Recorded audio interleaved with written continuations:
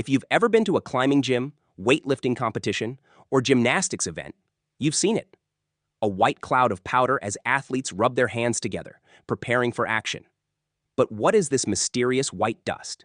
And why does it help people hold on better? It turns out, this isn't just natural chalk, it's magnesium carbonate, a material with some fascinating properties that make it the grip enhancer of choice. But why does it work? And how do we actually make it? The key to magnesium carbonate's magic is hydrophilicity, its ability to attract and hold on to water molecules. Unlike ordinary chalk, which is calcium carbonate, CaCO₃, magnesium carbonate has a structure that allows it to trap moisture from your skin.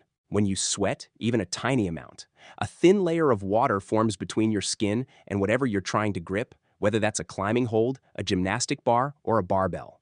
Water reduces friction, making surfaces slippery. That's where magnesium carbonate comes in.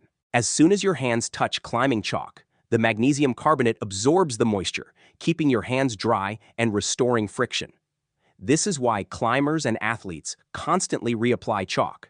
But as soon as enough sweat is absorbed, it stops working and needs to be refreshed. But where does this magnesium carbonate come from? It doesn't just appear in chalk bags. It has to be made.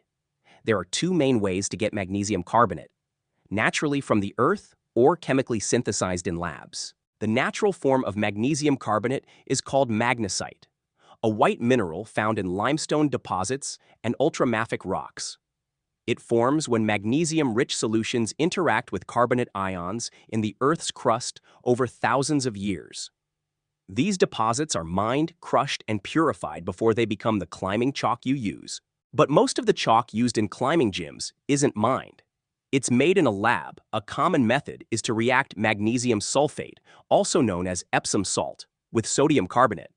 When these two compounds mix in water, insoluble magnesium carbonate precipitates out as a fine white powder, while sodium sulfate remains in solution. The solid magnesium carbonate is then filtered, dried, and processed into chalk blocks or powders.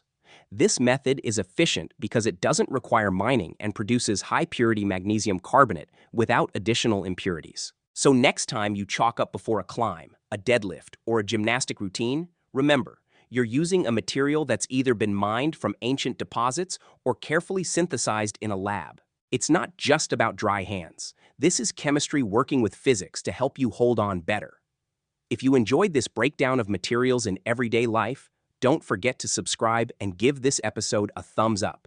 And if you've got a suggestion for another topic, let us know. Stay curious and goodbye.